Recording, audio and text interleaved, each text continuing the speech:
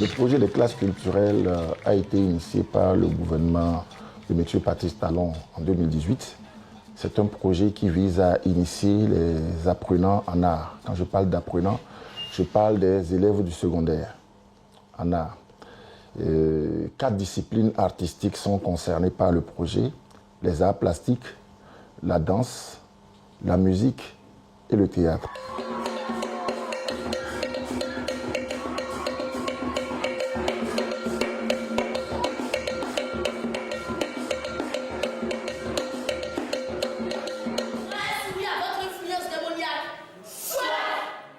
Les classes culturelles, c'est plus que les coopératives scolaires des années 1970-80 au Bénin.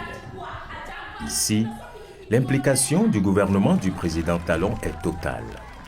Achat et mise à disposition du matériel, recrutement de professionnels pour l'encadrement des enfants et un suivi rigoureux et permanent des différentes activités. Le gouvernement a mis en place toute la logistique. Et quand on parle de la logistique, ce n'est pas de petits matériels. Au niveau de la musique, c'est des matériels professionnels qui ont été acquis, qui ont été mis à la disposition des établissements pour les classes culturelles.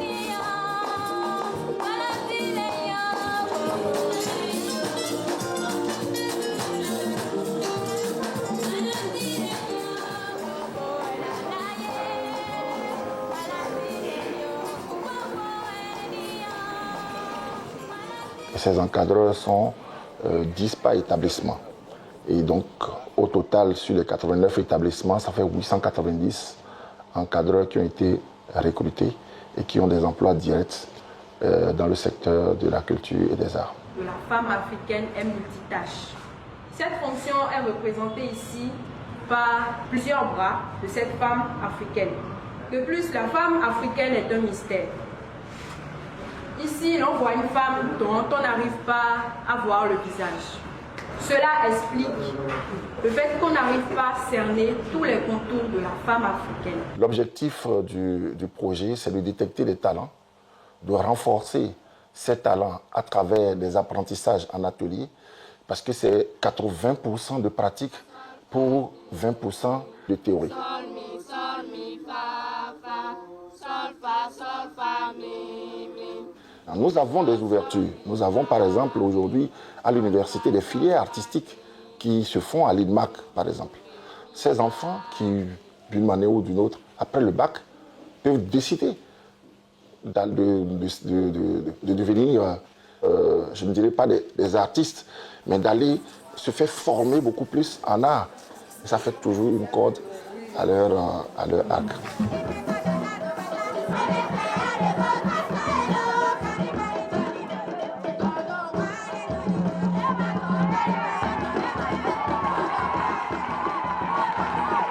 L'ambition ici dépasse la simple détection de talent. L'objectif est plus profond, plus structurant. Il s'agit de mettre en gestation une génération entière de jeunes béninois reconnectés à ses racines et intimement imprégnés de la richesse de son patrimoine culturel immatériel. Nous avons, nous, nos grands châteaux, mais qui ne sont pas forcément des châteaux physiques. Ce sont des châteaux beaucoup plus intangibles du PCI, entendez patrimoine culturel immatériel. Et au passage, lorsque je parle de PCI, je parle des expressions et traditions orales, y compris la langue comme vecteur du patrimoine.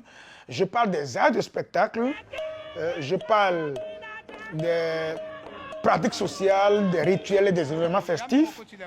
Je parle des connaissances et pratiques liées à la nature et à l'univers. Et enfin, je parle des savoir-faire liés à l'artisanat traditionnel. Au cœur vibrant de ce patrimoine immatériel figure le vaudou.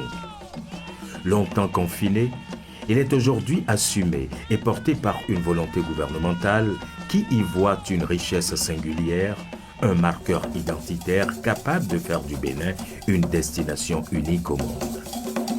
Le vaudou, c'est quoi? C'est un faisceau de plusieurs éléments du patrimoine culturel immatériel de l'ère Adjata et au-delà. parce que nous parlons de vaudou ici dans le sud.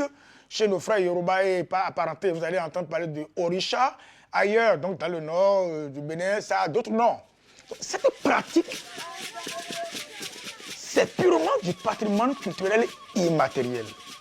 Aujourd'hui, on a redimensionné sa célébration.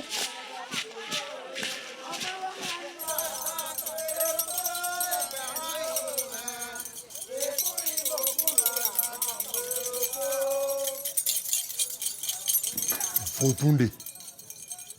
Klesi me mi do do me vodunde. Me mi de mi me makase klesi ale bo kado fi bodo ayoji bodo vodun kon mi do vodunde do vodun kade nugbo e wo zombo meeting. Mai kolo menda yo mi ndu vodun sin kwe ya do azan wo go de ebi okwe o me trolo bo mi ndu vodun sin kwe e ka wa e do e je achobo eno ndu e ka zi azan lo kodo te bodu o e vivia allo mena go sin fide mlan wa be ka wa trolo boku le di do e o e gwe bie na blaza ton nunda gwe inu ene a e je acho bo nyon nu kun tome bo vivi nu kun tome bo kle do de nu bo vodun de nu bo keto miton. Cette stratégie est-elle payante? Les Vodundéis apportent une réponse éclatante. Le succès de cet événement témoigne de la vitalité et du pouvoir d'attraction de cette spiritualité. Les chiffres de l'Institut national de la statistique et de la démographie sont formels. De 97 000 participants en 2024, l'événement a attiré 435 000 personnes en 2025. Une multiplication par plus de 4 qui démontre une fascination et un engouement spectaculaire. Nous comptons des mines de filles. À Rwanda, Wabo a pon nous. Et oui, à mon way God est en bleu. À Rwanda, Wabo a pon Janukon et di blaye à ton bozeu. Mais ne les bikawa yenan nous si yenan dofide. Mais mettons les bureaux nous savent. Mais des deux corps de l'air, ils m'ont pétobo. Ils n'ont pas un ton, ils n'ont soin quoi. Monton l'air à Zowae. Zemijan l'air à Zowae. Mais bureau à Zowae. Mais bureau quoi péré moi. Wato me boa nyon nuit. Si un liquor, me mono dire à Zorofine. Ça, c'est les Vodun Days. Ce que je veux développer là, je peux le développer exactement sur la Gani, célébrée à Neki et ailleurs dans le nord.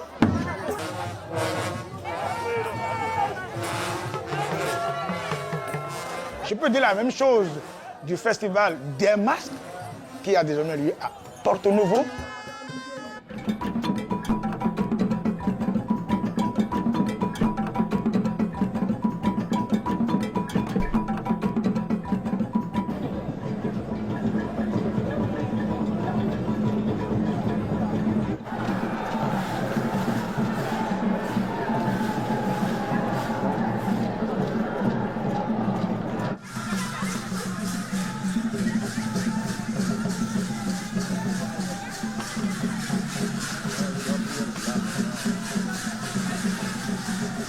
Le potentiel du Bénin, c'est aussi son littoral. 125 km de côte le long de l'océan Atlantique. Une bande de sable fin et de paysages lagunaires que le gouvernement a décidé de métamorphoser avec une ambition poétique. En faire la lune sur terre. Cette vision n'est pas un simple slogan. Elle prend corps, comme ici, sur le périmètre d'Avlekete. Ces aménagements d'envergure s'inscrivent directement dans la feuille de route du programme d'action du gouvernement. Car derrière l'ambition esthétique, l'objectif est pragmatique et stratégique. faire du tourisme un levier majeur du développement national. On aura le plus beau golfe en fait d'Afrique et même on compare déjà au golfe de Floride. Là, c'est magnifique.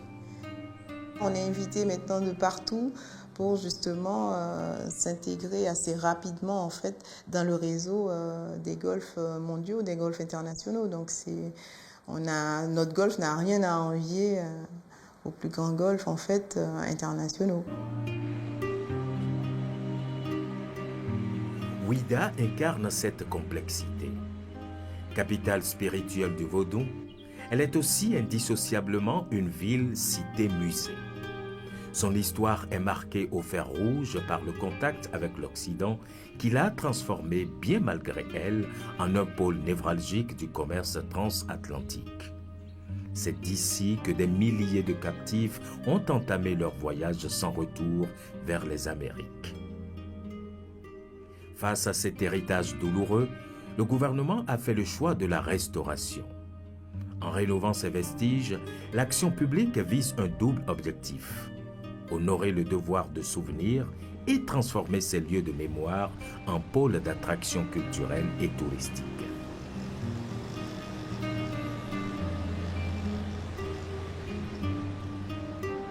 Aïe, utami to egbedion, amayon bloa, a mono jere emi bio bedagbe de vome. Ou même ton endo, ekpen yo voto. Nwa ka bio to ko me dion. Alile biblodo e.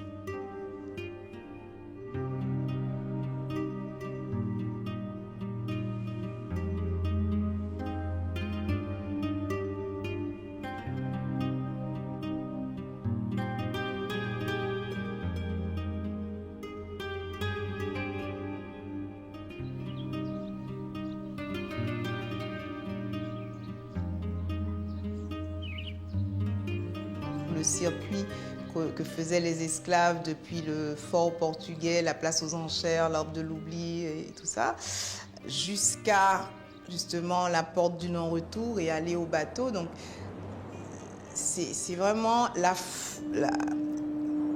terminaison, on va dire, du circuit mémoriel.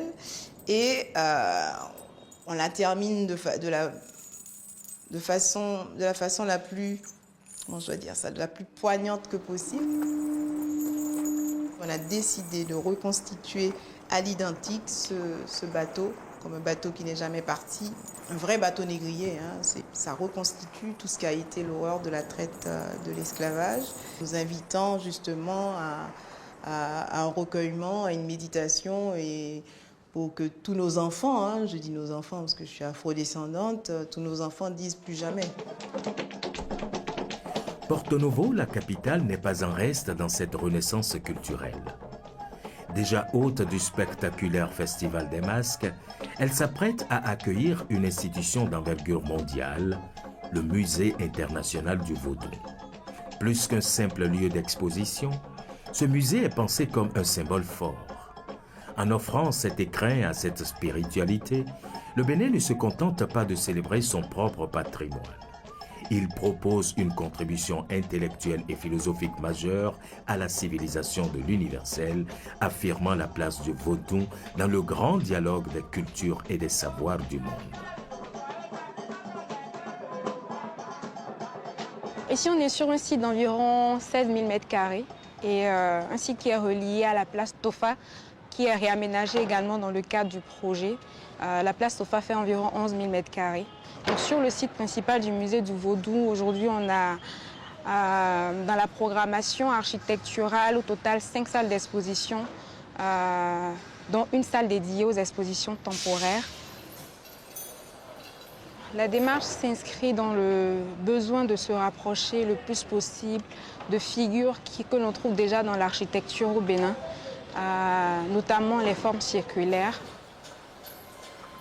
La spiritualité vaudou, il y a l'utilisation de calebasses qui intervient de manière récurrente. Donc, C'est ça qui a inspiré un peu le travail de la création architecturale. Et c'est un geste architectural fort qui s'est installé au cœur de Porto-Novo et qui, là également, va donner une nouvelle dimension à notre ville capitale pour que le vaudou ne soit pas vécu, ne soit pas vu comme une spiritualité morte. Je pense que ce sera un musée particulier, un musée qui sera un élément important en fait dans la déconstruction des idées reçues. Des idées reçues sur notre culture, notre rapport aux choses, qui va déconstruire beaucoup de préjugés. Cette réaffirmation culturelle se joue aussi sur la scène internationale. En matière de diplomatie, le Bénin a abandonné la posture d'attente pour adopter une stratégie résolument offensive. Le point d'orgue de cette démarche reste une victoire historique portée au plus haut niveau par le gouvernement du président Talon. La rétrocession par la France des trésors royaux pillés pendant la conquête coloniale.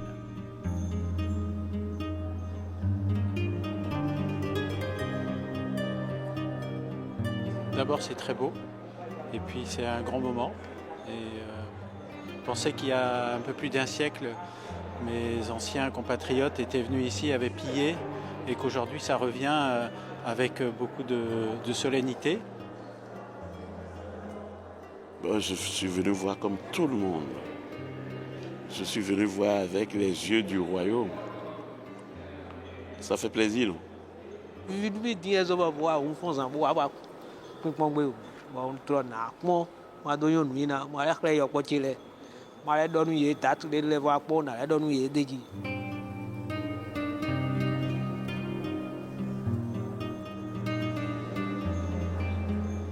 Le sentiment qui m'anime, c'est un sentiment de joie et de fierté. Bien plus qu'un simple retour d'objet, c'est un acte de souveraineté et la récupération d'une part de l'âme de la mémoire vive du pays. Suite à l'action diplomatique déployée par le gouvernement pour obtenir la restitution des trésors royaux, une exposition a été organisée au Palais de la Marina.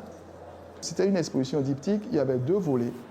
Le premier volet, c'est celui lié au patrimoine que nous avons obtenu en restitution. Et le second volet, c'était ce que les artistes contemporains créent aujourd'hui. Et cet aspect contemporain intéresse plusieurs institutions muséales à travers le monde et elles ont demandé à accueillir le deuxième volet, c'est-à-dire le volet contemporain de l'exposition Révélation qui s'est tenue au Palais de la Marina. Et la première itinérance s'est déroulée au Maroc avec le musée Mohamed VI.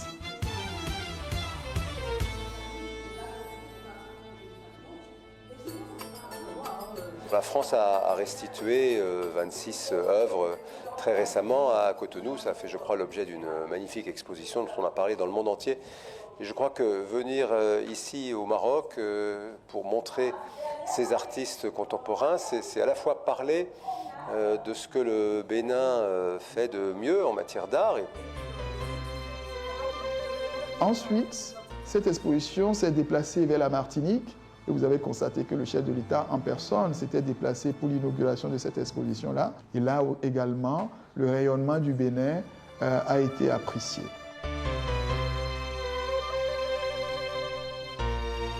Un partenariat entre la France et le Bénin a permis d'organiser cette exposition-là à Paris. Et là aussi, des milliers de Français et de non-Français se sont mobilisés pour entrer en contact avec le génie béninois.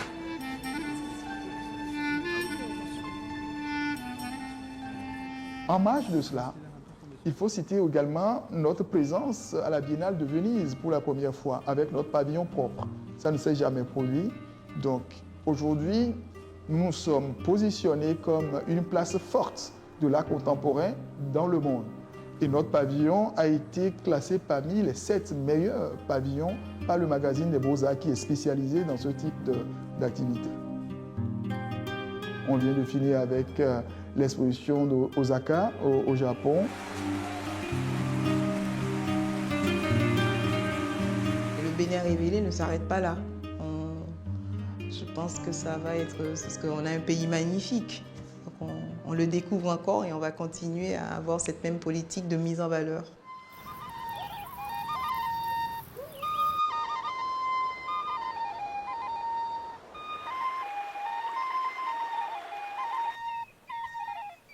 Le culturel des montagnes aussi, nous avons des facettes qui sont propres à nous. Les Tata Somba, qui sont classés aujourd'hui au patrimoine mondial, se retrouvent là-bas. Et vous savez, l'investissement que le gouvernement a fait au niveau des parcs de la Pendjari et W pour développer le tourisme de safari aussi au niveau de notre pays.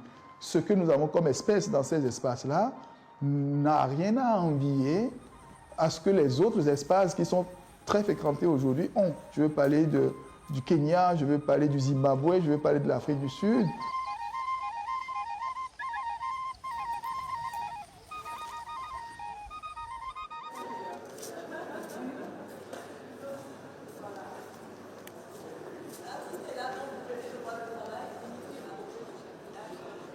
L'histoire du Bénin est celle de grands et célèbres royaumes. Un héritage que la colonisation a tenté de démanteler en les reléguant au second rang au profit de cantons administratifs. Au lendemain des indépendances, cette structure fracturée a généré une instabilité chronique. Une guerre de leadership s'est installée entre les légitimités anciennes et les nouvelles, toutes se réclamant d'une autorité certaine. Pire, dans ce vide organisationnel, des royaumes sans ancrage historique surgissaient de toutes parts. Face à cette cacophonie des ambitions, le gouvernement a décidé d'agir avec méthode pour restaurer la vérité historique. Il a pris ses responsabilités en mandatant une commission d'experts. Sur la base des conclusions rigoureuses de cette commission, 16 grands royaumes de la période précoloniale ont été officiellement reconnus, clarifiant ainsi le paysage de l'autorité traditionnelle et rendant à l'histoire sa juste place. Au niveau des 16 royaumes reconnus, l'État va même leur apporter une aide pour la réhabilitation de leur palais, de leur domicile, pour que le siège du royaume soit quand même assez confortable, que celui qui vient vers le roi, quand même sache qu'il va vers une autorité morale.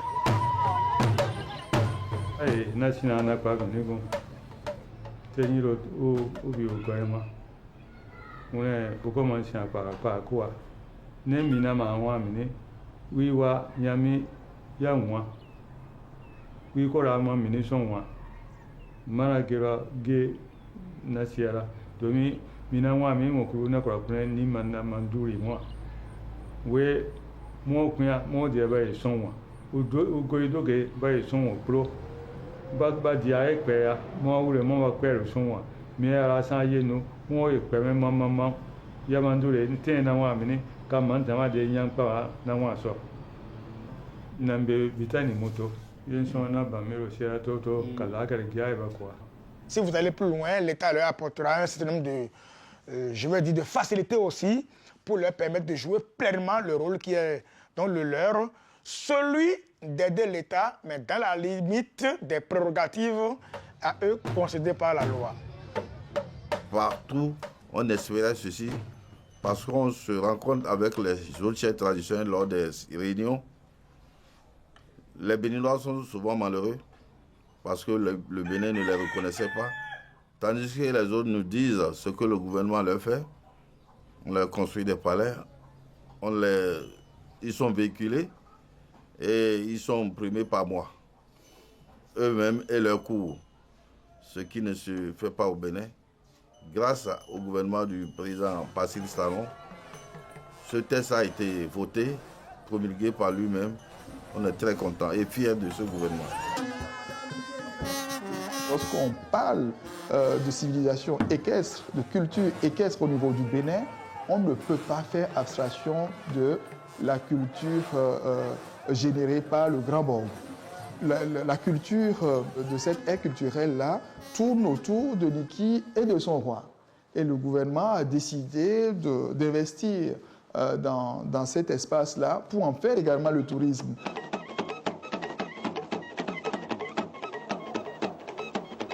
C'est toute une joie qui nous anime parce que le gouvernement a pu tenir à sa promesse. La grande place de 20 hectares qu'on avait prévue pour la cour impériale vient d'être mise en œuvre. Une bonne partie sur 5 hectares, un palais majestueux a été construit. C'est toute une joie pour le peuple Batonou et Bo. L'air culturel Batonou et Bo va en jouir éternellement.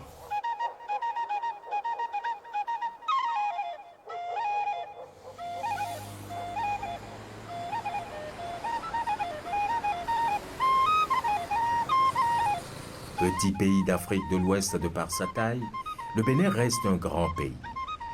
Grand et fier de son glorieux passé, grand et fier de sa culture et de sa spiritualité disséminée à travers le monde, grand et fier enfin de sa faune et de sa flore. Ce pays qui a toujours donné l'alerte des grands changements innovants n'a pas fini d'étonner, de se révéler.